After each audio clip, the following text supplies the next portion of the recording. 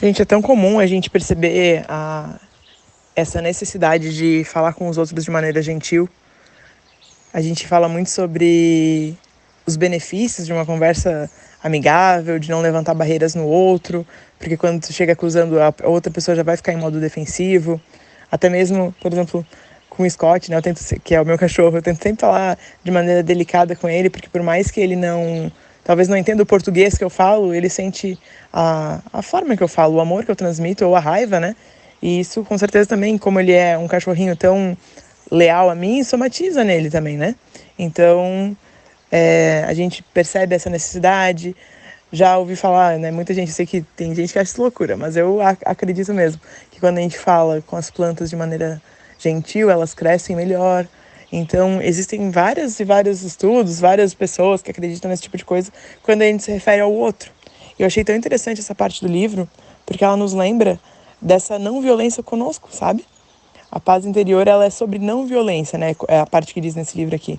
Então, esse olhar para dentro e a forma com que a gente se julga o tempo todo, é necessário que a gente repense também. Porque quando a gente fica muito na culpa e nessa vibração negativa no sentido de apontar o dedo para nós mesmos, no julgamento não tem espaço para crescimento e para desenvolvimento, para evolução.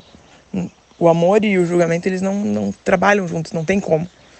Então é super importante que a gente tenha esse olhar para dentro com amor, sabe? A forma que a gente fala com a gente às vezes está, sei lá, estudando e não entende um negócio e já fala, meu Deus, mas eu sou burra mesmo, bem que meu pai falou. Às vezes a gente não verbaliza isso, mas a nossa atitude é essa, né? Ou tá nos relacionamentos amorosos e aí tu percebe que tu se auto-boicotou, fazendo um negócio que tu sempre fez e que sempre deu errado, daí tu fala, meu Deus, mas parece que eu não aprendo. Gente, que loucura, eu acho que eu vou morrer sozinha mesmo, porque eu mereço morrer sozinha. E às vezes a gente não verbaliza isso, mas é a forma com que a nossa frequência está naquele momento. E então eu acho que é bem importante a gente cuidar disso. Essa semana eu estava no consultório atendendo uma cliente e eu falei para ela que a gente vai utilizar uma nova palavra agora. Né? E que toda vez que eu verificar ela falando e sendo rude consigo mesmo e sendo agressiva, muitas vezes até mesmo, eu vou falar pausa para ela parar de falar o que ela tá falando e a gente conseguir parar de se retroalimentar disso, sabe? E que ela, quando estiver sozinha, também fale pausa para quando esses pensamentos vierem. Então, tô aqui passando para vocês, para todos nós sermos beneficiados aí dessa prática, tá?